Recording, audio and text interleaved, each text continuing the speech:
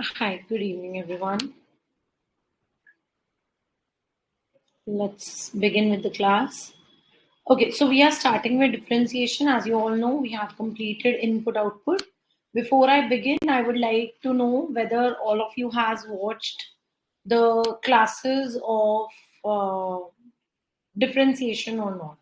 Please quickly respond, and if yes, if you remember what all you have watched in those basic videos, please share the topics over here so that I know that you have actually seen it.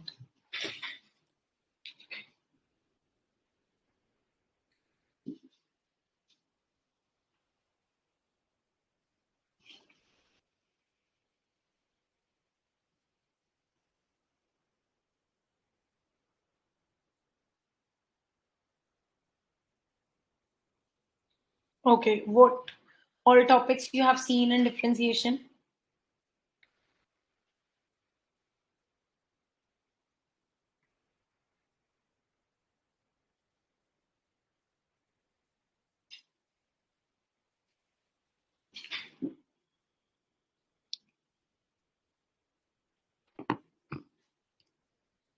Okay, nothing else? Formulas of differentiation you have seen? Formulas of differentiation.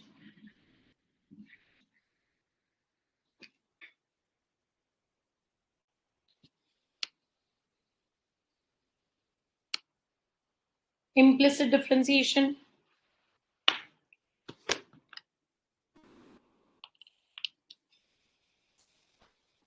Weekly test. What about weekly test? I mean, what are you asking? Rolle's theorem, types of differentiation formulas. Okay. Implicit also same. Take that. All right. Parametric also same. Okay. Good. So now with this, you already know about differentiation. So this is something, the videos you have seen about differentiation are something which are done at the bachelor's level. So since I know that many of my students belong to non-economic background, that is why I shared those videos with you all. Now we will be moving forward uh, forward to those videos, and we will be studying the concepts accordingly. Attended. It's okay, Archana. You have attended it on Sunday only. So when you submit it, Archana, it takes some days till you get your evaluated copies received. So you receive them by Friday or Saturday, positively before your next weekly test. It takes time to evaluate copies of entire batch. Okay, that's why. All right. So now let's take up questions. Let's continue. Other than that, okay. Just a second then. Yes, I will share that. I will get it uploaded immediately after the class. Okay. Might have slipped from the admin team. Now you know parametric differentiation is done when two variables which are defined in terms of third variable, that's the place when we do parametric. Implicit is done when y is a function of x, but it can't be expressed that it is a function. Partial differentiation, you know, when there are more than one variable, and of course, when we are only willing to check the effect of one variable out of many variables on y, that's the case when we do partial differentiation. Okay, so now let's, you must have seen the basic questions of all these differentiations, hopefully, and there is no doubt in all of that. Now, likewise, we have first derivative, we have second higher order differentiation as well. So I will do total differentiation also today. That is, I think, not covered in the video. One day, one student was talking about. higher order differentiation. Okay, higher order differentiation means that I'm doing the derivative more than once. So if I'm doing it for twice, if I'm doing it for 3 times, that is higher order differentiation. So we will only go up to second order derivatives and not beyond that. So second order derivatives. So what is a second order derivative? Basically, if you have a function, you derivate it and you get the first order derivative. Now, if you derivate this again, if you derivate this again with respect to x, you get second order derivative. You get second order derivative. Second order derivatives are very useful because they tell you the curvature of function. Now, what is curvature of function? Curvature of function means whether the function is concave or convex. Now, when we will study the applications of differentiation, talking about concavity and convexity is very important. Even when you will study microeconomics, concavity and convexity are going to play a very important role. Similarly, we will also learn quasi-concavity, quasi-convexity uh, in the chapter of differentiation itself. Now, how does second order derivative tells us about concavity or convexity? That's what we have to know about. So let's see. So if your second order derivatives are represented in this manner, d square y upon dx square, either like this, or f double dash x, or like this as well, y double dash. Okay, so if your second order derivative is strictly negative, you have a strictly concave function. You have a strictly concave function. And if it is strictly positive, you have a strictly convex function. Strictly convex function.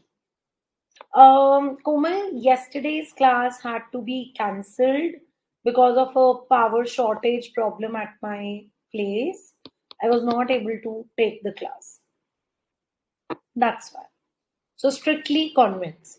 If you remove the strict inequalities, if you put is equal to like this, you call them concave or convex. If you put equalities, you call them concave or convex. That's what you call them. Now, how does your concave function looks like? That's what we need to learn. Well, concave also has two parts, so I tell you about that as well. But have a look here first. Now, if you're seeing a function like this, or if you're seeing a function like this, do you know what it is? So this function is concave down.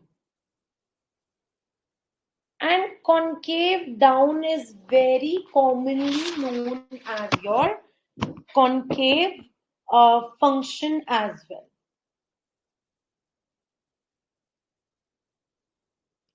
And this technically we call it concave up.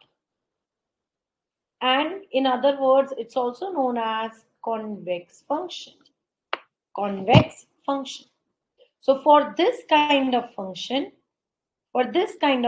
you need second order derivative to be negative. And for this kind of function, you need second order derivative to be positive. Okay. Now, strictly concave, strictly convex means it's either convex or concave and nothing else in between.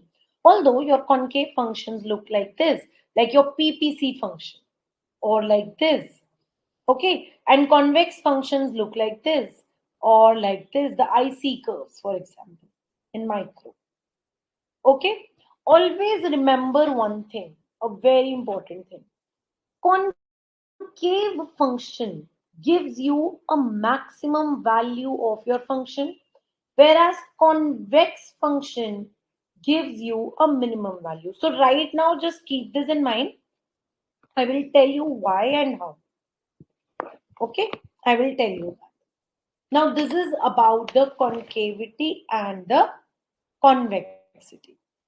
Now, when I talk about the partial derivatives, I don't remember whether you have come across those things in the video or not, but I will just reiterate that so that you can get a revision, or in case if it was not covered there, you can have a look once again. How to represent partial derivatives? First thing. In partial derivatives, we use the notation del. We don't use d. D represents the simple derivative. Basically, when you either have one function, one variable, that is x, so dy by dx, or when you are working with total derivative, which I'm going to do now, then you use d. Partial, maybe use the word del to represent that this is partial. All right. Now, in partial, if I'm writing this thing, I can do this thing that if my function is fxy, I can derivate this with respect to x, which will give me del f by del x. Now, what if I derivate this with respect to y? So, what do I get? The derivative of del f by del x with respect to y. How do I denote this? Okay. How do I denote this thing? I denote this thing by using a word f dash xy. So I need space. Just a second. I will write it towards the upper side. F dash xy, or I can also call it del square f upon del y into del x, like this. Okay. Now, what does this mean? So, in the first one, we move from left to right, which means the variable written in the left side is the variable with which respect to I'm going to do the first derivative. My first derivative is x, then my second derivative is y. So when I use this notation, I go from left to right. Left takes the first place, first variable takes the left space I need, and second variable comes at right side. And in this, we go right to left. So we first write, since x is first variable with which respect we are doing derivative. So I will write x here and then I will write y. So it's your choice. Ideally, we use this notation because it's easy to do. And it's also easy, like first, second, third, like that. Okay, that's what we do. Remember, even if I'm writing a square here, this does not mean second order derivative. You always have to remember this. This does not mean it's a second order derivative. Why? Because second order derivative exists when you do the derivative with respect to same variable second time. Here the variable is first done with respect to x and then with respect to y. So it's not second order derivative. It's not second order derivative. It's just that we are doing two derivative. I've written two here. Okay. So if by chance, let's say I do uh, after y, again I do with respect to y. So what will happen? This will become 3 and this is what it is going to become. Okay. So this can happen over here. Now partial derivatives are used in many places. As in the sense we write if there is a function of two variables like x, y, I have first partial derivative with respect to x, then I have with respect to y. So there comes very high difficulty. If you have bigger functions, you have more partial derivatives. There comes a problem in representation of those partial derivatives. So we take help of matrices to represent our partial derivatives. How? Let's say let's say I have a function which is based on x1, x2, x3. How can I represent its partial derivative? If you see three terms written in a matrix, how do we write them? So that is del f by del x1, del f by del x2, del f by del x3. This is how we write it. For example, if I come and I give you like this, key 3, 2, 1, and I say that these are the partial derivatives of the above function. So it means 3 is the partial derivative of del f by del x1, 2 is for del f by del x2, and 1 is for del f by del x3. This is what it means. Now, many times when it comes to bigger functions, I don't want to confuse you, but when it comes to bigger functions, let's say you get a function f of x. Okay. Now, this f of x has further three functions, let's say. Teen function f1, f2, f3. So it's a three-dimensional function. And I know f1 is based on x1, x2, x3, let's say. Then similarly, f2 is based on x1, x2. Okay, let's keep it simple to two functions.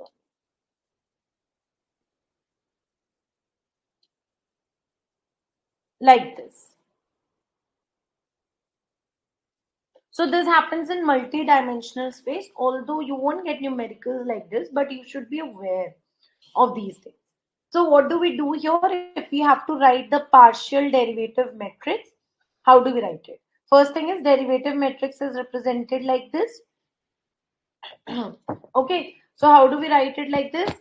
We write first, in the first row, we write partial derivative of f1. And in second, we write partial derivative of f2. First with respect to x1, then with respect to x2, with respect to x1, with respect to x2. This is how we write it.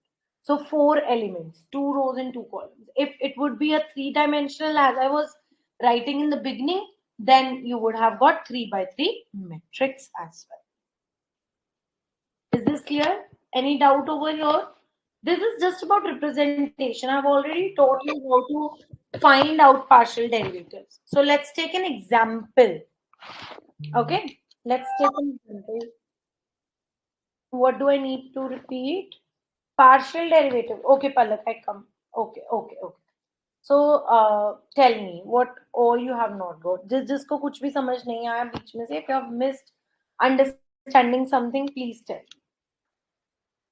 I will repeat that. I will repeat in one go. Please quickly tell me.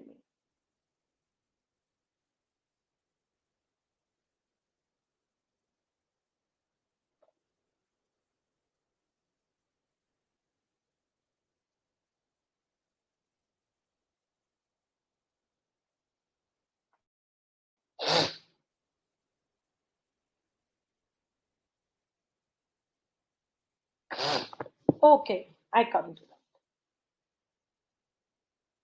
Oh, camera. Okay, Garima, this is your first class. I would like to tell you the structure of the classes.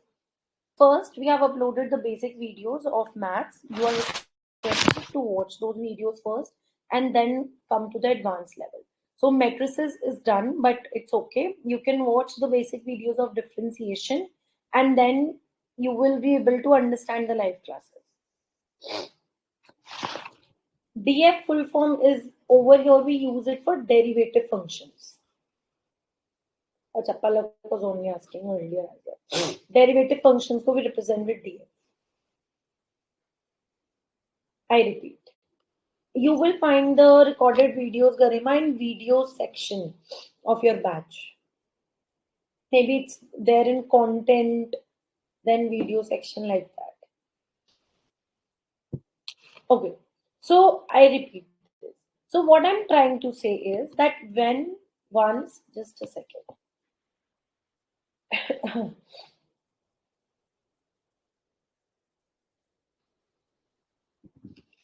In first example,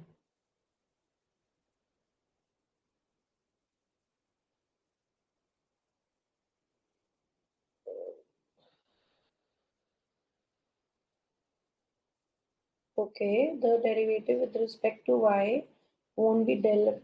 No. So Smriti, here we are doing the partial derivative of this term with respect to y. We are not doing the derivative of f with respect to y. I got this as answer and now I'm derivating it with respect to y. Okay, I clear that. So I repeat this portion again. So I was saying that there is a way we represent partial derivatives. Why I'm telling you this? By chance in exam, they give you a matrix of partial derivatives and then they ask you something out of it. You should know that if there is a matrix which is given, which element represents which partial derivative. Got it now? So if you get a function, there is a function which has three variables in it, x1, x2, x3. How do we write it? Del f by del x1, del f by del x2, del f by del x3. So this will be a 1 by 3 matrix. But by chance, if you have a function like micro में also you will study functions like this.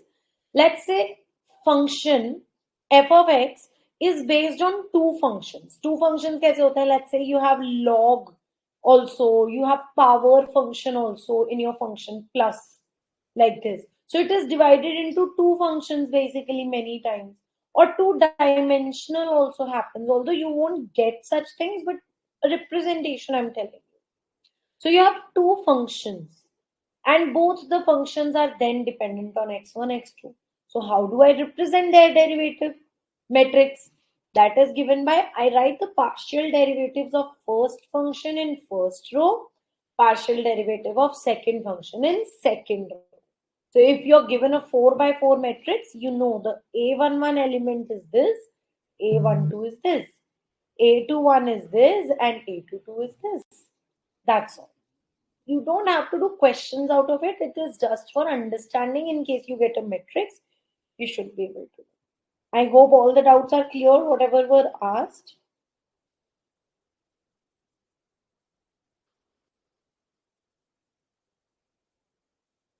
Okay, now let's take one question over here on the basis of whatever we have done. Let's say there is a function which is equivalent to x raised to the power y. Acha, there are few things which I would like to help you with. So these are the common areas where student makes most of the mistakes. What are those? Have a look.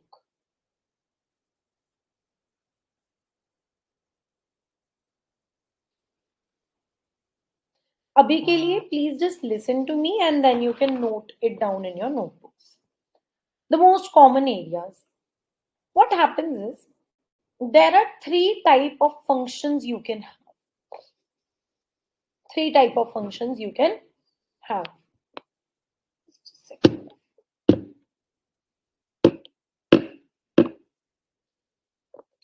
One is your power function, y is equal to x raised to the power n. Here n is constant number. Here n is constant number. The other one can be y is equal to a raised to the power x. Here a is constant number. And the other one can be y is equal to x raised to the power x. Here none of, I don't have any constant number. So three type of functions you can find out. Now when it's a power function, I know the derivative is given by n x n minus 1. Power function formula. When constant number is in base and x is in power, the derivative is given by a raised to the power x log a into derivative of x, which is 1 only. But when you have such kind of thing, you can't use formula directly. You have to take log, natural log we will take natural log to simplify. I will help you out with log and exponential functions, so don't worry. Log. So what happens with log is, if you have a raised to the power b, let's say, very simply, okay, let's say I have a raised to the power x. If I take log in front of this, what happens is the power always come in front and you write log A.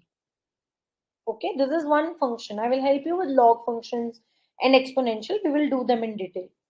So here when I take log, what happens? I get log y is equal to x log x. And then I can do the derivative. Then derivative of log y will be 1 upon y into dy by dx. And here I will use product rule. Here I will use product rule. Isn't it? That's how I solve it. Now in micro, you will get such questions. So you have to be very careful. This is a very big problem people make. They write the derivative as like this. I don't know how. They either use this formula or that formula. I don't know how.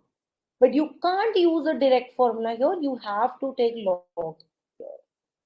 Got my concern here, what I wanted to point out. Now, coming back to this.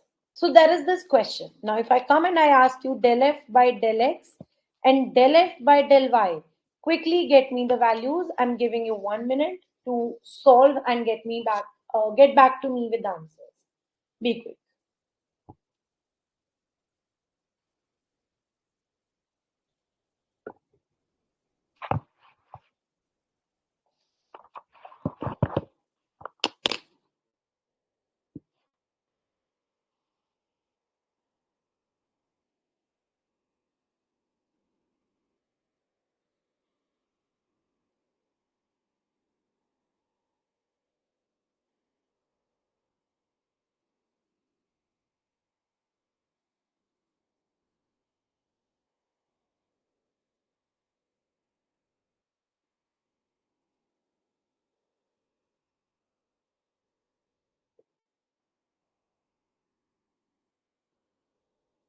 Okay.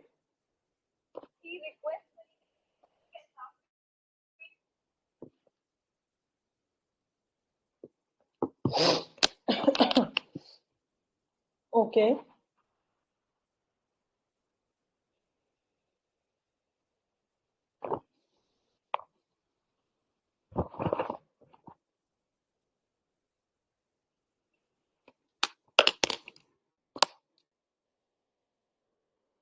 Well, let's match. Now, when I'm doing del f by del x, I have to treat y as a constant number. Just treat y is not a variable, y is a number. Okay, if you do that, it behaves like x raised to the power, a constant number is just your power function. So I get the answer as y into x raised to the power y minus 1. Now, when I get del f by del y, my x has to be a constant number. My x has to be a constant number.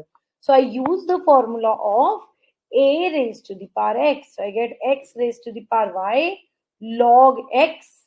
And what do I get here? Now I wanted to do with del y. So y ka derivative will be 1. I hope this is clear now. Just a minute.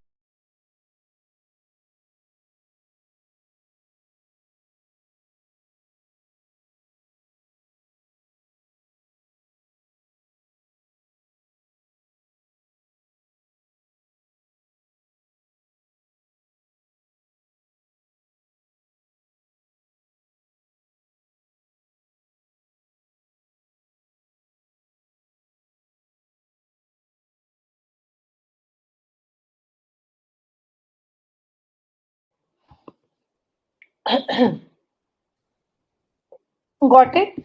So you have to be careful with this. So I wrote a question x raised to the power x. I would request you all to first to try that question as a part of your homework. Maybe you can try out that question, which was x raised to the power x. All right. Now I will be taking up total differentiation, and after total differentiation, I will be asking you a question as a test. Okay, so be ready. So listen to total differentiation very carefully now. Okay. Total differentiation. Total differentiation. Total differentiation is basically something which we ignore in partial differentiation, we consider that in total. For example, your function is based on more than one variable.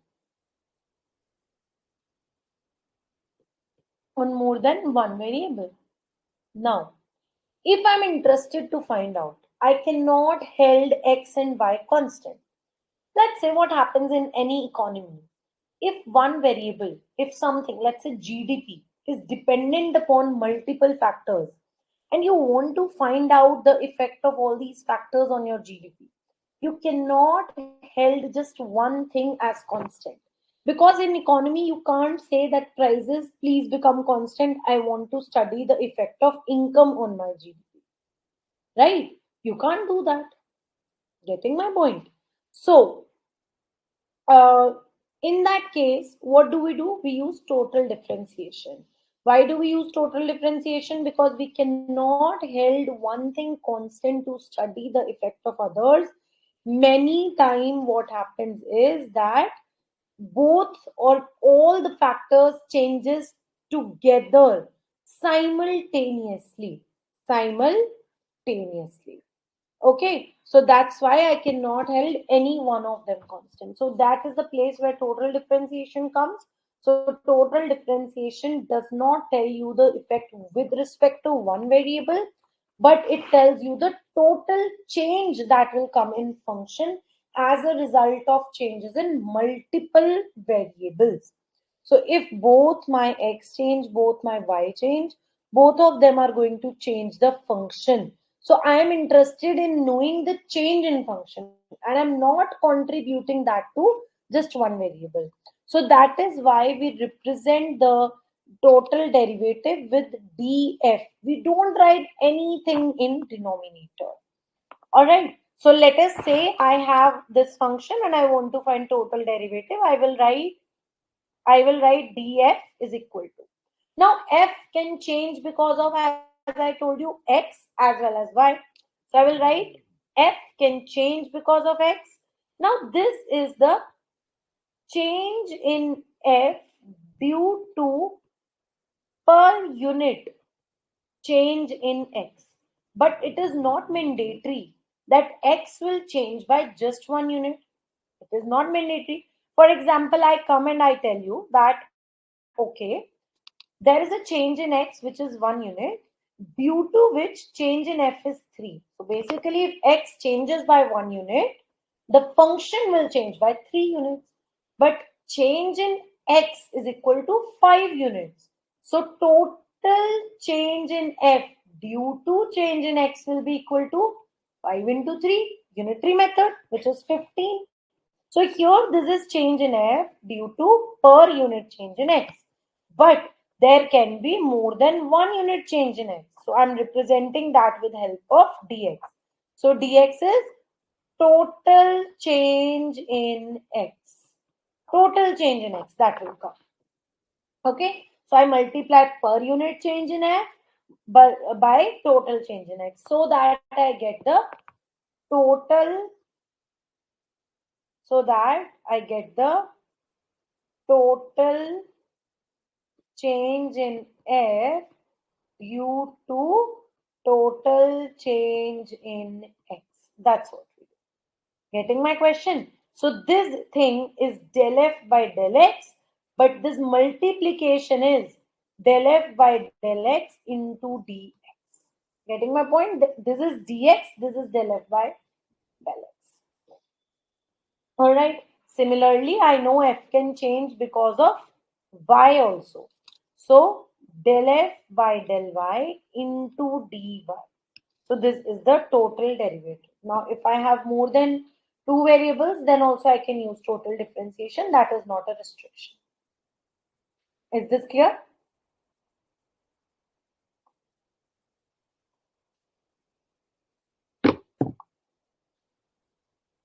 Now, quiz time. So I have covered all the differentiation. Now you know all the type of differentiation. The type of differentiation are partial, implicit, parametric, and total. So writing a statement. I'm writing a question out here, and I will start the poll also, and you will tell me which kind of differentiation we will use. So, if y is dependent on x and t, where x is also dependent on t, then what happens to the total change? Now don't go at the word total here. It does not clearly means total differentiation. Total change in y. What happens to the total change in y? Now let me create a poll for you.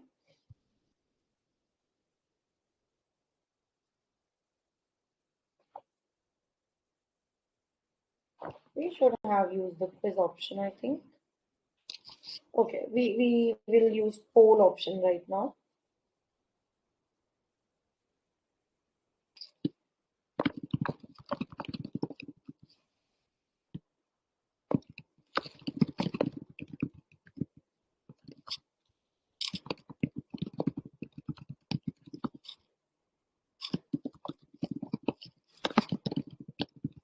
Now, when in microeconomics you get questions, now you will have to actually decide that which differentiation do I need to use. So be very careful here. Okay, I keep it for 1 minute. I think that's good. I should be able to see the results as well. Oh, I can't show you the correct answer. Let me stop my screen sharing over here.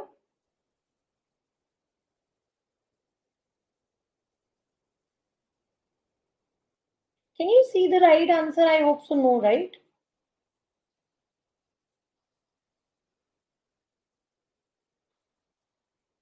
Okay, I can see right answer on my screen. So I have switched off that portion of screen.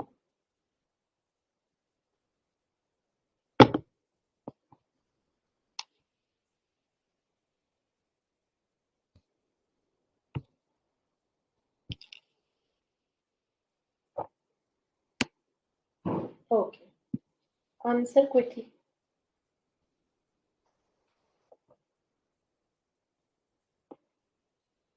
I love asking polls and quizzes in class. I feel so that due to this online mode, we can't at least conversate openly, but through quiz, I at least get to know whether students are learning or not. For 1 minute, I think I will just check the quiz. I've kept it off on my screen so that you can't see it.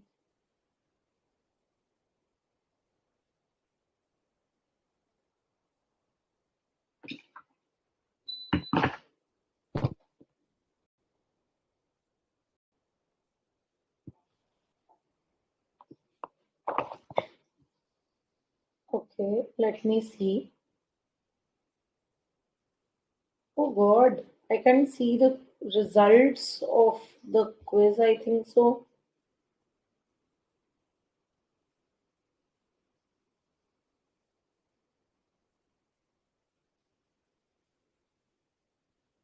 Okay, okay. Nice thing. I actually tried quiz first time. I used to use poll option. In poll option, you never get to know who has chosen which option, but here I can know. Let's see. We have 7 votes for parametric. I think because of the example I did after parametric, there are things depending on T. We got 6 answers for implicit. We got 4 answers for total. We got 2 answers for partial, whereas the correct answer is total differentiation. So let's see who did it. Let's see the leaderboard here. So Tanvi has got Mugila and Srishti. So the fourth person, can I just see? I can't see which all has given what answer. Okay. And 13 people didn't attempt. Why, guys? You were not interested in learning something. 13 people did not even answer it. What happened?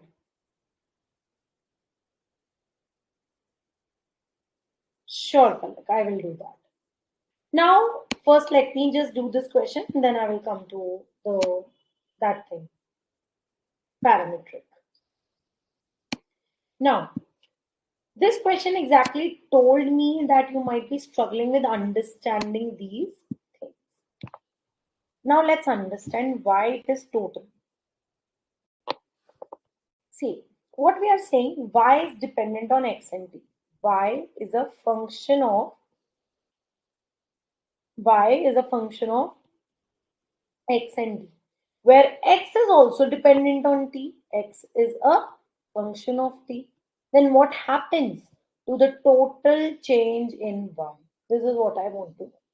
Now, the people who have answered implicit, I know why you made that mistake. Because implicit means this is what happened. We have a function based on two variables, where one variable is ultimately based on the second variable.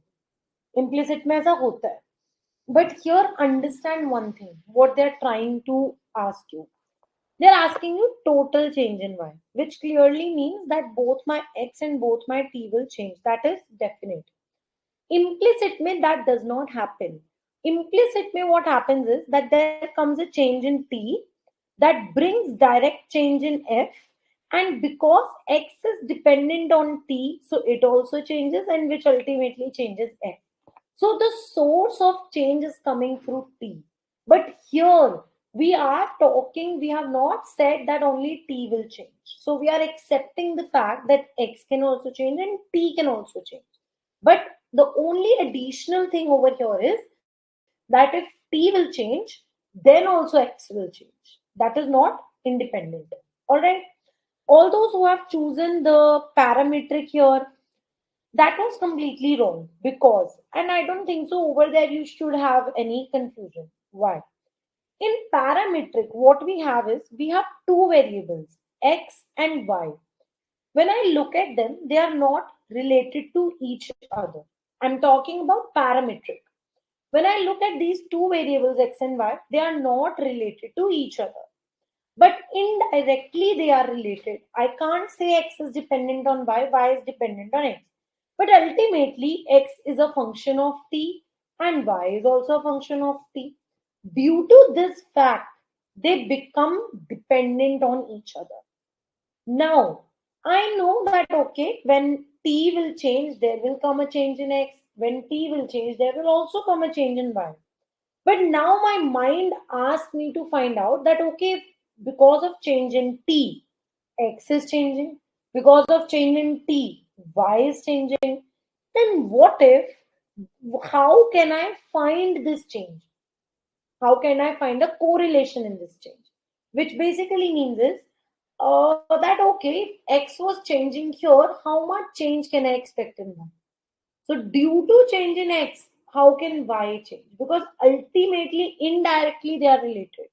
I know when x will change, t has to change its value because x is equal to function of t. So if x is changing, it is very obvious that t will have to change to balance the equation. So if x is t cube, now t was 1, so x was also 1. Right? Now I say x has to be 8. It is very obvious that t will have to be 2 because I know only the cube of 2 is 8. You can't keep this thing that without changing t, x can change. No.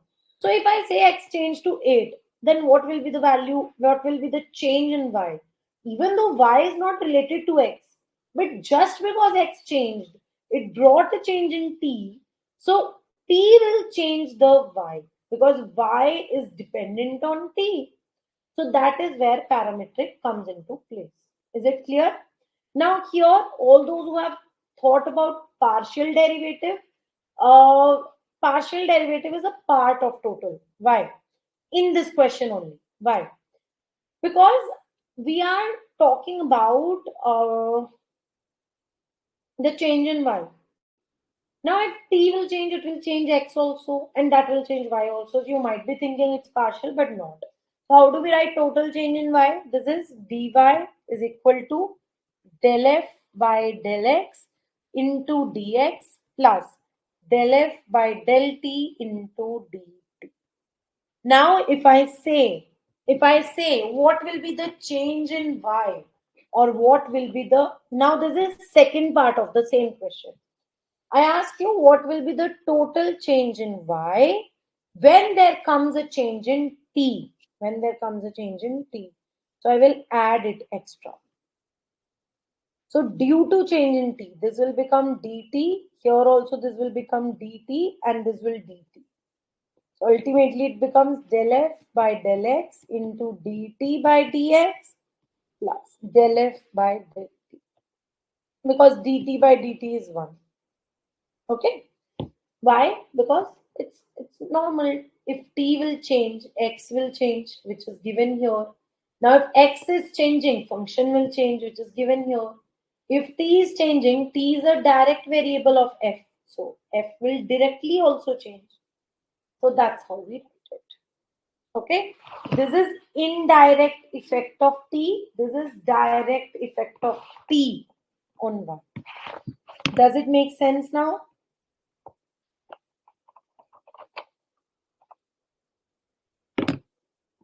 What is not clear? Batao. See, um,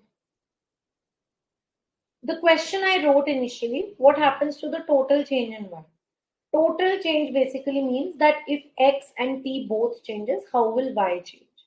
So I wrote total differential. The equation written in red color is the total differential. Now I made an additional case. I am now saying that what happens to what happens to total change in y due to change in t. So now I'm asking you to find derivative with respect to t. But since there is a word total, I'm not asking you to find partial. Also, even if I don't mention the word total, you can't find partial. Because in partial, you will have to assume that x is constant, but x cannot remain constant if t is changing. Why? Because x is a function of t. So if t is changing, x cannot remain constant. Hence, I can never find out del f by del t and I can say this is a change in function due to change in t. Because that can never happen. Now understand it here. So whenever there is a change in t, it t is a variable of function directly, so it will directly affect y. Okay, but t also is a variable of x. Basically, my x depends upon t. So change in t will also affect x, and now x is a variable of function, so it will again affect y. So this side is the direct change, whereas this is the indirect change. So I wrote total differential. Total change in y is del f by del x into dx plus del f by del y into, oh sorry, t. Del f by del t into dt. This is what I have. Now I'm saying that I have to find with respect to t. So with respect, I did with respect to t. That's it. Dt by dt is equal to 1. I can skip it. Now, what is this telling? This is telling that there comes a change in t due to which x changes, and now because x has changed, so f will change. So this is indirect effect. Indirect effect of change in t on function. Here I'm saying directly that change in t will cause a change in f. Now, can you see one thing? If by chance, I hope this is clear, Triambakam. I hope I'm taking your name correct. Can I just call you with your last name if you don't find it rude? So now, a very big mistake students can make. This is clear. Don't note it down. I will give you time to note it down. Listen to me carefully. A very big mistake at here. If I ask you this question, what happens to total change in Y due to change in T? A very common mistake which students make is, do you know what they will do is they will find out del F by del T as the answer, and it is completely wrong. Why can you see? Because del F by del T is a part of answer.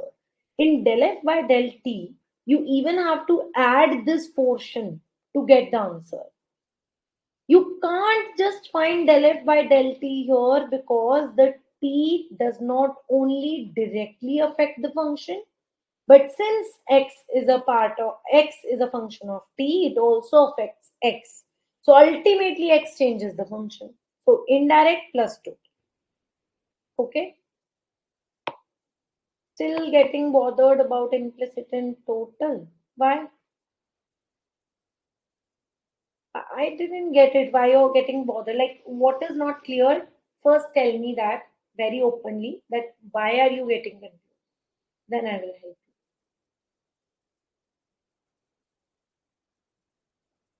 So in implicit differentiation, I help. Wait, I think I have got your doubt. I clear. I just see here.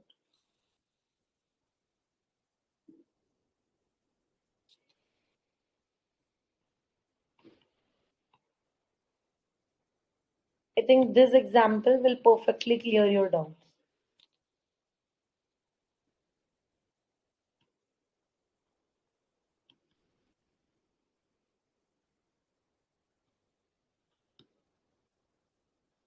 Yes, Shikhar. So you can refer to, if you want to learn the formulas, technical side of differentiation, mathematical side, set setter is good. But if you want to learn it application based, I have told it earlier as well in first lecture, you have to refer to AC Chan.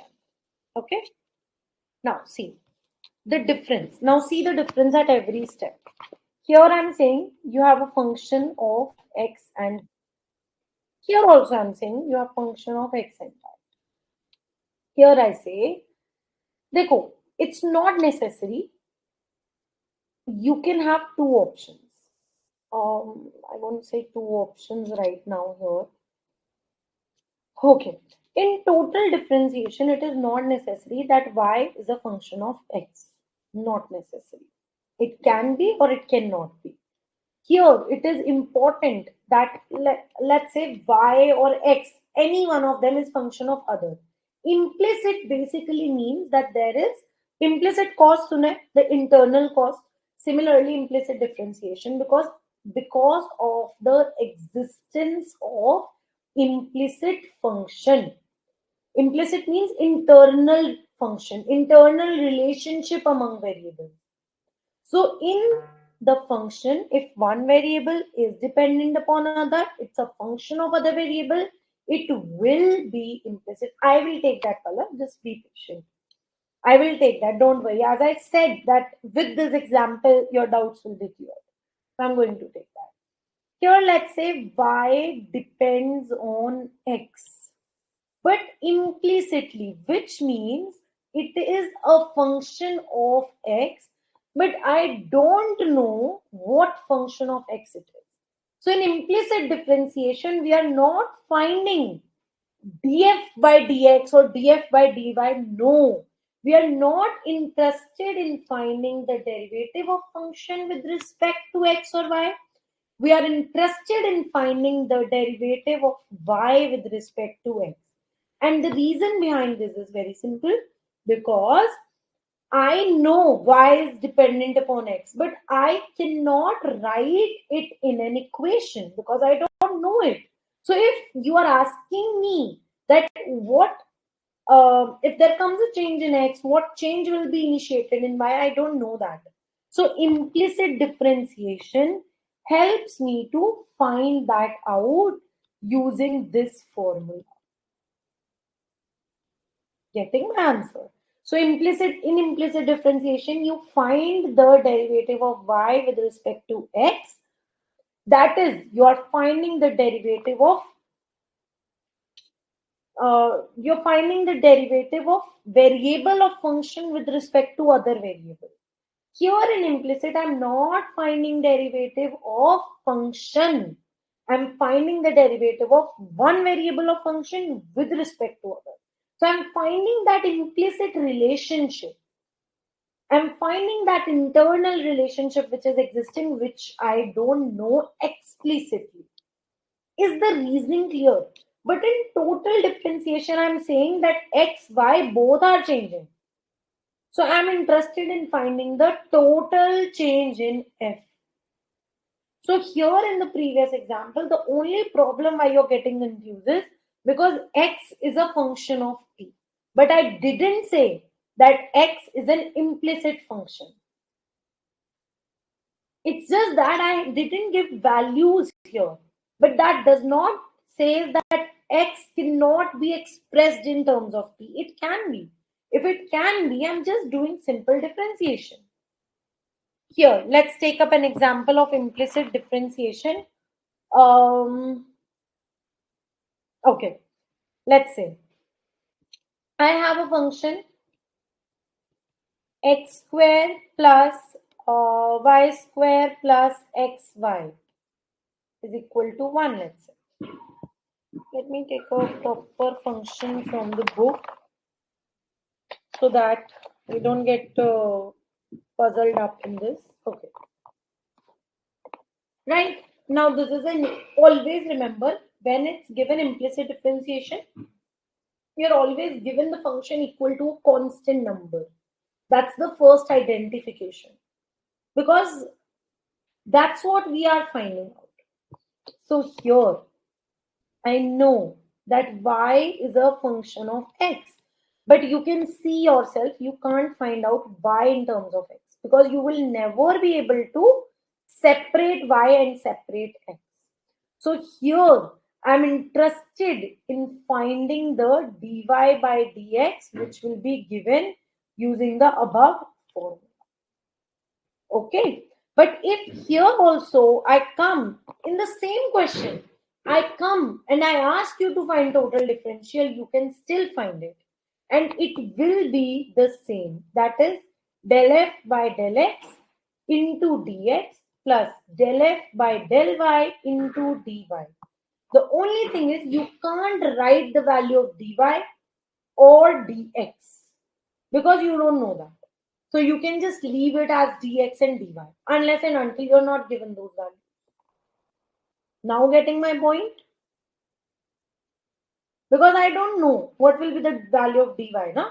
Dy has to change. I don't know that. That will always be given in numeric numbers, right? So even if you solve this out now, first order condition, you put it equal to 0 and then you solve dy by dx, you get the same formula back. If you solve this equation by putting it equal to 0, I will tell you why do we put it equal to 0 in next class. But if you solve it, you get same formula for dy by dx. Getting my point? Any doubt here? Now, does it make sense? Oh, just a second. यहाँ पे this should be x and this should be y. I just wrote it mistakenly. Del f by del x because this will go in denominator.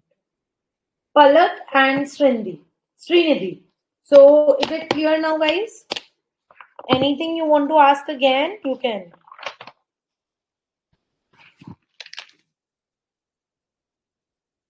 Palak, is it clear?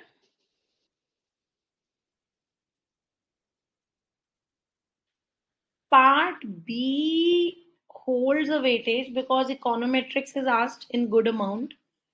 Mathematics, even if not asked directly much, but it is asked through microeconomics. So for microeconomics numericals, you can't do without differentiation.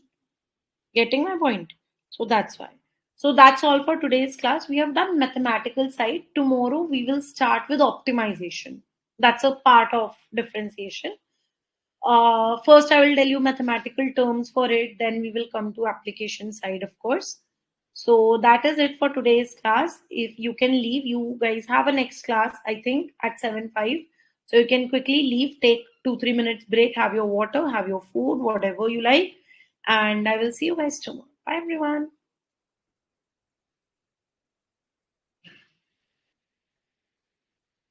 Garima, do you want to say something? Shall I wait? The retest, that is the June wala attempt which got cancelled.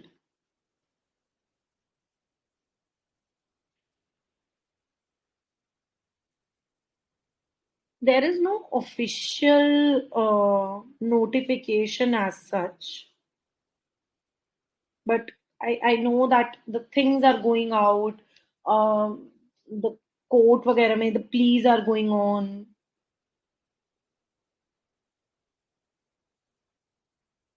So there is no official notification. We might expect something. Which, Krishna, please do one thing. Bring the questions which you want me to do in class. I will be able to do it. So you can message the question you want me to take up in class on SME number. You can just tell that please tell these questions to uh, your faculty, Harpreet Kaur, and for her to take those questions in class. Yes, yes, I will be forwarding them. Don't worry. First, do your PYQs. That's a very good thing to do, and I will also forward you practice questions. Okay. All right. Chalo. Now I'm ending the class. Bye everyone. Have a good day ahead.